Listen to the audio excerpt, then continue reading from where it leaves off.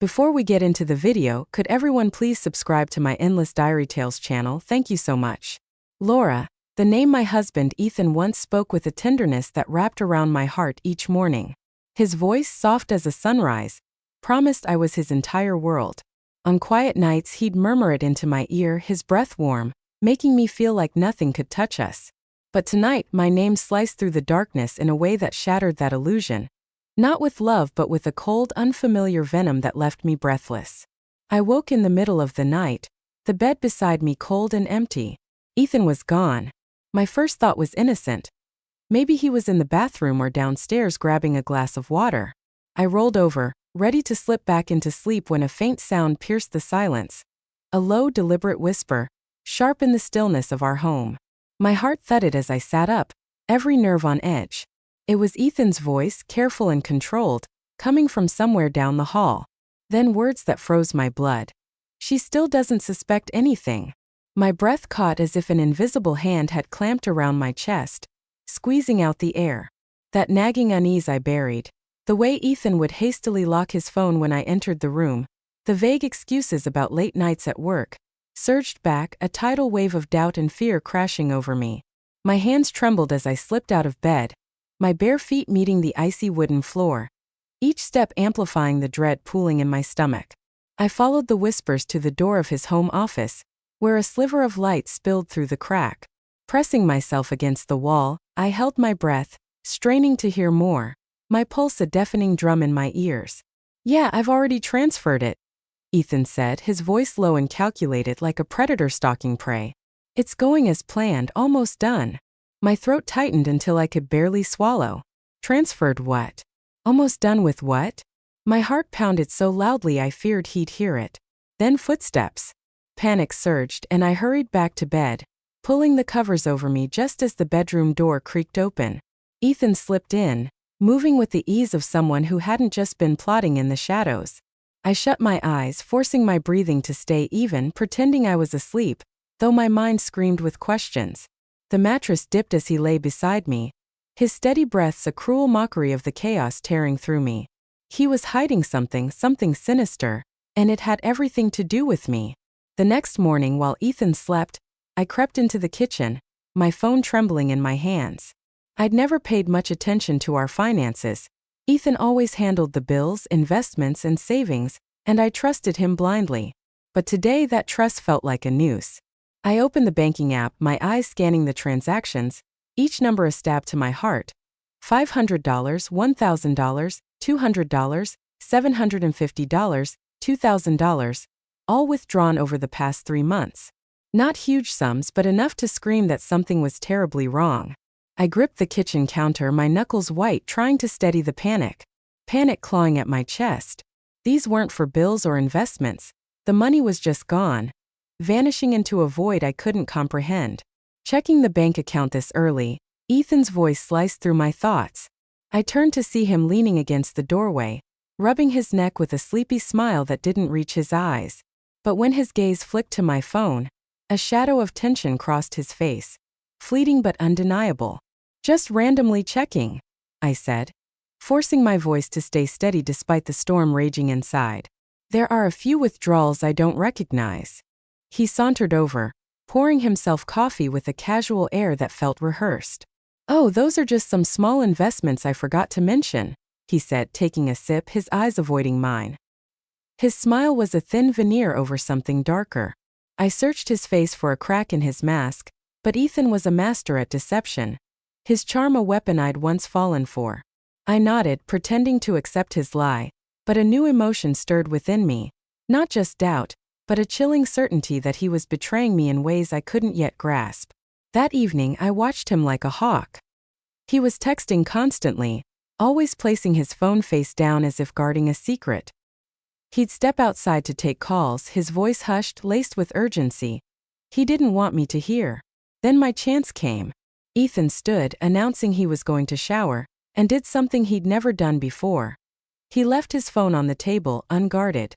My heart raced, but I forced myself to stay calm, counting the seconds until I was sure he was gone. I picked up the phone, my hands trembling as the screen lit up with a new message. "Send her Iliamaro message." Just make sure she stays in the dark. Almost done. My grip tightened, my pulse stopping for a moment. Iliamaro? Who was that, and what did almost done mean? A cold dread washed over me, sinking into my bones as I set the phone down. The sound of the shower was a distant hum. Ethan wasn't just hiding something. He was plotting against me, and his plan was nearly complete. I returned the phone to its place, my hands shaking as if I'd touched something poisonous. The words burned in my mind. Just make sure she stays in the dark. My husband, the man I'd vowed to love forever, was orchestrating a betrayal that threatened to unravel my life. I studied my breath, the water still running in the bathroom. I had minutes to act to protect myself before he returned, before his plan could tighten its grip. The next morning, Ethan acted as if the world hadn't shifted beneath my feet. He set a cup of coffee in front of me, his smile warm but hollow, a performance I now saw through. "How's work going?" he asked, his concern dripping with falseness, each word a reminder of his deceit. I forced a weak smile, my heart heavy with the weight of what I knew. "Fine," I said, my voice barely above a whisper. Every fiber of my being screamed to confront him, but I held back, knowing I needed to be strategic.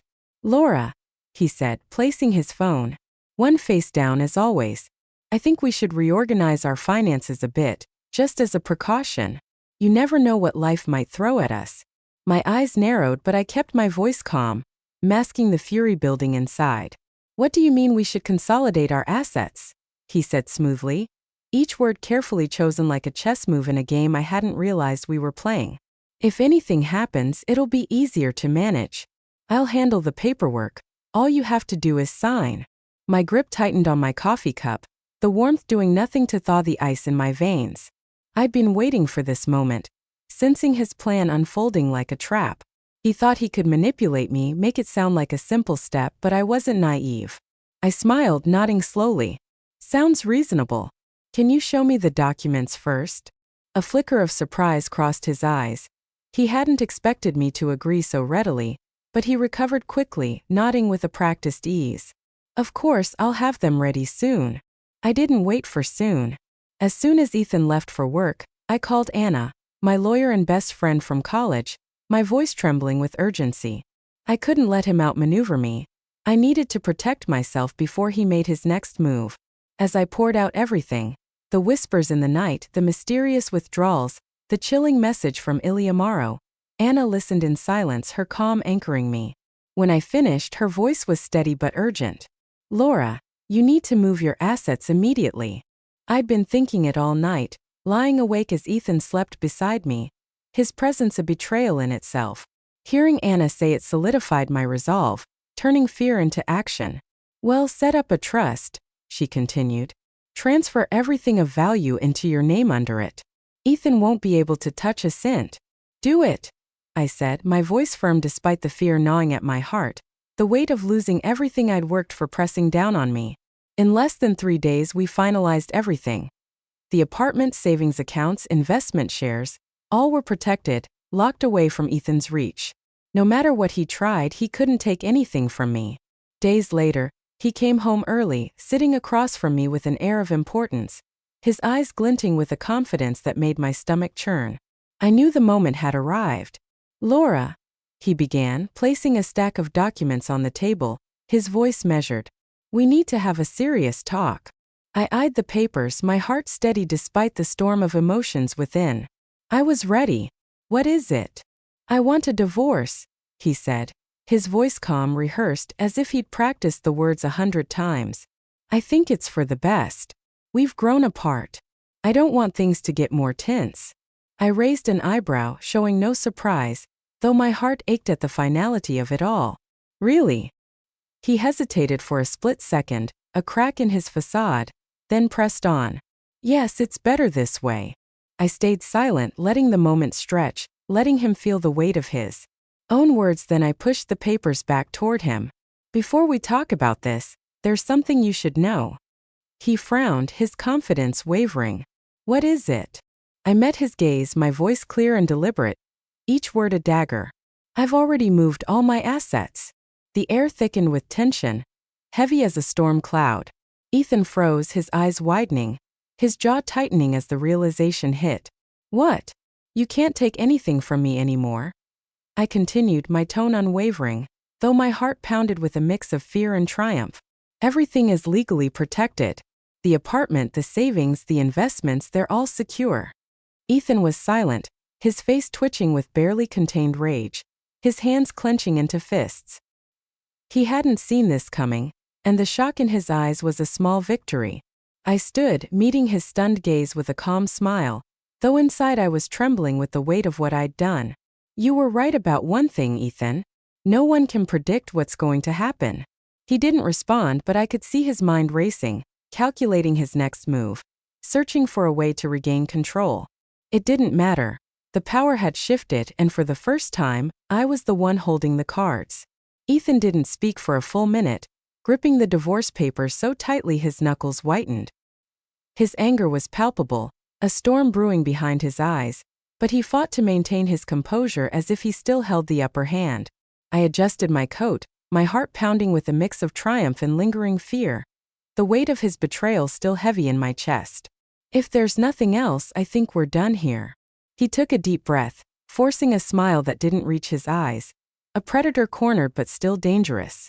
We'll see each other in court, Laura, he said, his voice low and sharp, cutting like a blade. And you won't get away with this easily.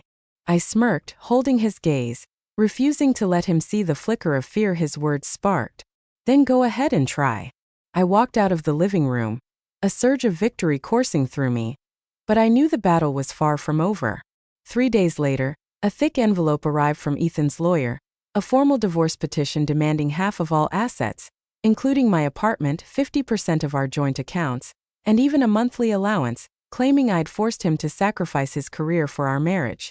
I laughed bitterly. The audacity of his lies cut deeper than I expected. Ethan had never sacrificed anything. I had carried the financial weight of our life together, pouring my heart and soul into our shared dreams while he schemed behind my back. He'd lost nothing, yet he wanted everything. I called Anna immediately, my voice trembling with a mix of anger and determination. We've got a problem, I said, flipping through the stack of papers, each demand a fresh wound. She chuckled softly, her calm a lifeline. Let me guess, Ethan's not backing down? Of course not, I sighed, my fingers tracing the edges of the documents. He wants half. Half my assets, the apartment and support payments. Anna scoffed, her voice dripping with disdain. He actually thinks he has a shot? No, but he'll try to wear you down with every trick he's got. Then we fight, I said, my voice steady despite the knot of fear in my stomach, the weight of his betrayal pressing harder with each passing moment. It's time we show him he picked the wrong opponent, Anna replied, her tone fierce, igniting a spark of hope within me. For days later, Anna and I sat in her law office, poring over the case file. Every detail was a reminder of the life I thought I'd built with Ethan. He doesn't stand a chance, she said, setting the folder down with a decisive thud. You transferred your assets before he filed. Legally, he has no claim. And the support request? He has no grounds. Your income was always the primary one. I exhaled, relief mingling with the unease that had become my constant companion. Then my phone buzzed, the screen lighting up with a message from an unknown number. Be careful, Laura. Ethan doesn't play by the rules. A chill ran through me, my heart racing as I stared at the words, but I pushed the fear aside. I couldn't let it derail me. 3 days later, something shifted at work. Coworkers gave me strange looks, their whispers trailing me like shadows. I thought I was imagining it, my nerves frayed from sleepless nights, until my assistant Rachel walked into my office, her face tense with worry.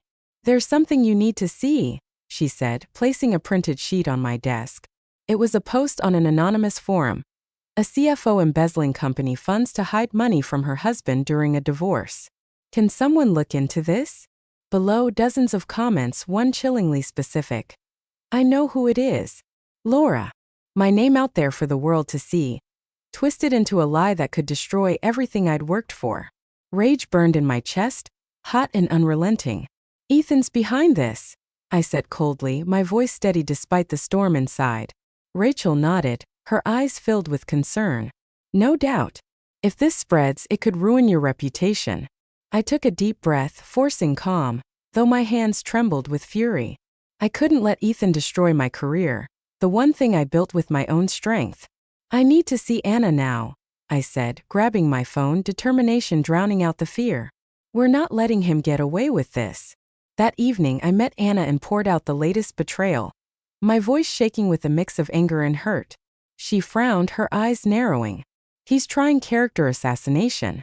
He wants you to lose your cool and make a mistake.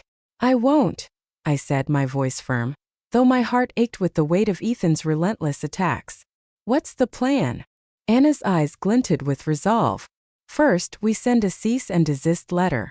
If he spreads one more lie, we sue for defamation and intentional damage to your reputation. I felt a spark of hope, a fire igniting within me, burning away the fear. Ethan thought he could break me with lies. But he was wrong. I nodded, my jaw set. Let's do it.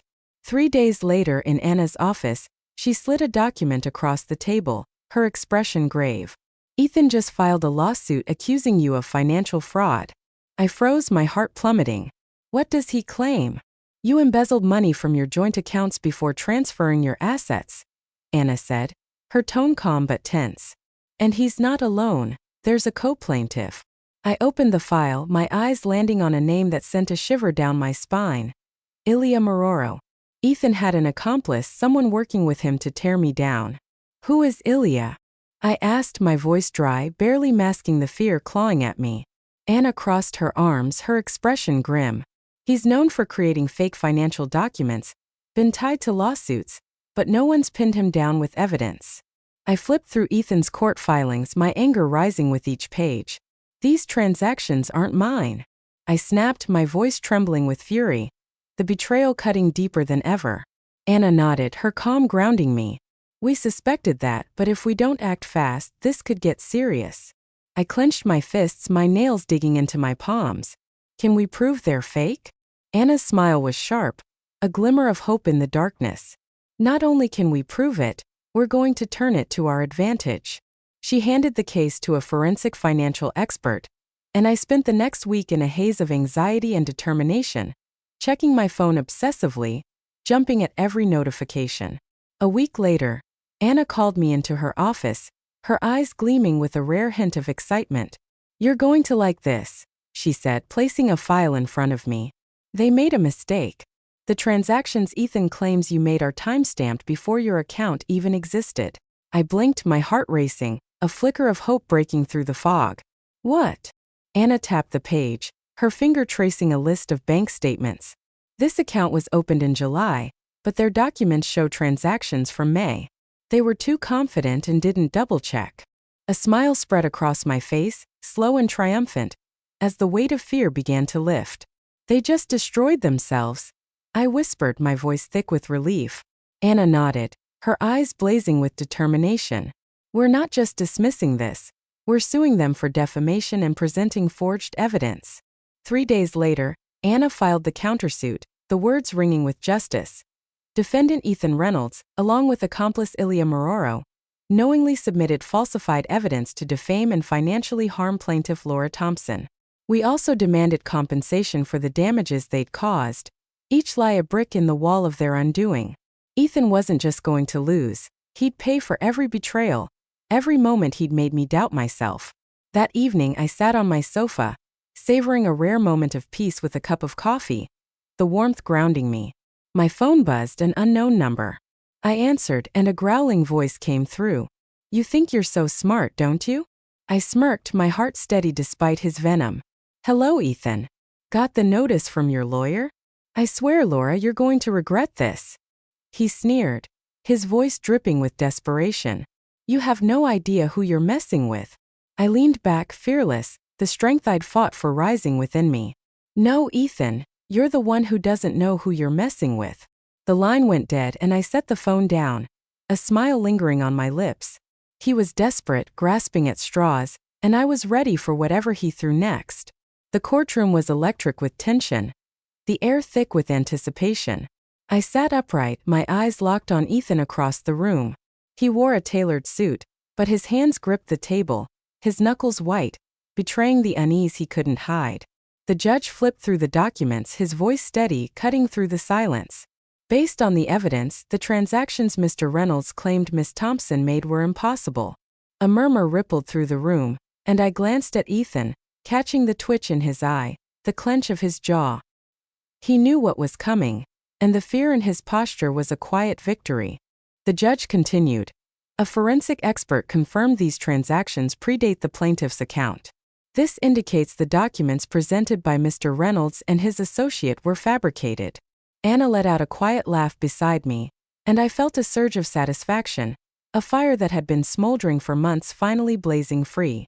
The judge tapped his gavel, his voice resolute. Due to the defendant's falsified evidence, the court dismisses all of Mr. Reynolds' claims and orders him to cover the plaintiff's legal costs. I couldn't hide my smile as Ethan's shoulders slumped, his carefully constructed facade crumbling. His attorney stood, voice trembling, but the judge silenced him with a raised hand. Furthermore, due to the deliberate submission of false information, I am ordering an investigation into the documents submitted by Mr. Reynolds and his accomplice. Ethan froze, the weight of his mistake crashing down on him. This wasn't just a divorce case anymore. He faced real legal consequences, the kind that could unravel his life. The gavel fell, sharp and final. Court is adjourned. Anna flashed a victorious smile, her eyes sparkling with triumph. A perfect knockout, she whispered. Ethan lingered, his steps heavy as he walked out, the confidence he'd once worn like armor now gone. I slowed my pace, letting him feel my presence, my quiet triumph burning brighter with each step. He turned back, meeting my gaze, his eyes filled with a mix of anger and defeat. I tilted my head, a slow smile spreading across my face. Are we done here, Ethan? He said nothing, his silence louder than any words. There was nothing left to say. Outside the courthouse, I took a deep breath, the fresh air cleansing the tension from my body, washing away the months of fear and betrayal. I'd won not just a legal battle, but a war against the man who tried to break me, to strip away everything I'd built. A week later, Ethan's lawyer tried to negotiate to avoid the criminal investigation. Their desperation was palpable. We declined. He brought this on himself, and I had no intention of letting him escape the consequences of his actions. 2 weeks later, whispers spread like wildfire. Ethan's colleagues talked about his failed scheme, his attempt to manipulate the law for personal gain. His company dropped him, and his reputation in the finance world shattered like glass. He sold his beloved sports car to cover legal fees, and his luxury apartment went on the market, a symbol of the life he'd lost. Everything he tried to take from me, he ended up losing himself. Each loss was a testament to his own hubris. I sat in my apartment one evening sipping a glass of wine, the city's twinkling lights stretching out before me. My phone lit up with a message from Anna. Congratulations, Laura. He's completely fallen apart. I smiled, setting the phone down, the weight of the past months lifting from my shoulders. I felt lighter than I had in years. The scars of betrayal were still there but no longer defining me. The quiet of my apartment was a sanctuary, a space free from Ethan's manipulative texts and his late-night calls laced with threats. For the first time in months, I could breathe without fear pressing on my chest, without the constant dread of what he might do next. Victory hadn't been easy. It had demanded every ounce of my strength, every shred of courage, but it was mine in every way. Ethan had lost everything while I kept what was rightfully mine, emerging stronger than I'd ever been. That night, Anna insisted we celebrate, her voice bright with pride at a high-end restaurant. My closest friends gathered, their laughter a balm to my soul. As I entered, applause broke out, warm and genuine, a reminder of the people who'd stood by me through the darkness. Anna raised her glass, her eyes shining. To Laura, who taught us never to underestimate a smart woman with a plan. I laughed, clinking my glass against hers, the wine rich with the taste of triumph, its smoothness a contrast to the bitterness of the past. Beatrice tilted her head, her eyes warm with empathy. How does it feel knowing he has nothing left? I set my glass down, a soft smile forming as I searched for the words. Relieving, I said, my voice steady but thick with emotion. But more than that, it feels like freedom, like I've taken back every piece of myself he tried to steal. Beatrice nodded, her empathy grounding me, a reminder of the strength I'd found in community. What's next? She asked, her voice soft but curious. I took a deep breath, the city's pulse humming outside the window, alive with possibility. Enjoying life, I said, a smile breaking through, and never letting anyone have that kind of power over me again. Glasses rose in agreement, cheers echoing through the room, a celebration of not just my victory, but the resilience that had carried me through. After the celebration, I walked alone along the avenue, my heels clicking softly on the stone pavement. Chicago glowed under the night sky, its golden lights reflecting off the streets, creating a dreamy glow that felt like a promise. A cool October breeze brushed my skin, crisp and invigorating, and I pulled my coat tighter, not from cold but to savor every second of this freedom, this moment of being wholly my own. My phone buzzed, an unknown number flashing on the screen. "This isn't over," I smirked, recognizing Ethan's desperate last grasp at control. Without hesitation, I tapped the number and hit block. The action felt final and empowering. He had no power over me anymore, no hold on the life I'd reclaimed. On my balcony, I gazed at the city's glittering horizon, the lights stretching endlessly before me. The air felt fresher, lighter, as if I'd shed a burden I'd carried for far too long. My story with Ethan was over, its final chapter written in my victory. I'd won, not just legally or financially, but by reclaiming myself, by finding the strength to rise above betrayal. Some lessons come at a brutal cost, delivered in the harshest ways. I once believed Ethan was my partner, the one I could build a future with, share every dream in secret. I ignored the red flags, the subtle shifts in his behavior, thinking love and trust could conquer all. I was wrong. Even those we love most can betray us in ways that cut deeper than we ever imagined. Their actions a knife to the heart. But strength isn't about avoiding betrayal. No matter how careful, how loving, how much you give, some will exploit your trust, twisting it for their gain. What matters is what you do afterward. Do you let it destroy you, crumbling under the weight of their lies, or do you rise stronger, wiser, and unyielding? I chose to rise, to fight for myself with a ferocity I didn't know I possessed. My battle with Ethan wasn't just about legal victories. It was a crash course in protecting myself emotionally and financially. I once thought love meant sharing everything: finances, dreams, vulnerabilities, with no boundaries, no safeguards. But reality taught me that trust requires preparation, especially when money and power are involved. Ethan thought I'd be an easy target in his game of manipulation. He planned, schemed, and believed I'd crumble under pressure. He was wrong. I stayed calm, made a plan, and struck back at the right moment, turning his overconfidence against him. His haste, his arrogance exposed the cracks in his lies, and I used those cracks to bring him down, to reclaim what was mine. Sipping my wine, I let the subtle bitterness linger on my tongue, a reminder of the pain that had forged my strength. The past was behind me, its lessons carved into my soul. Ahead lay a future I owned, one where I'd never again let someone control my fate. Life isn't always fair, and sometimes the people we trust most are the ones who betray us, their actions a wound that lingers. But Laura's story is more than a divorce. It's a testament to resilience, to the power of preparation and self-protection in every relationship, especially when finances are intertwined. Never lose control over your life when faced with betrayal. Stay calm, make a plan, and strike back when the time is right. The greatest victory isn't revenge.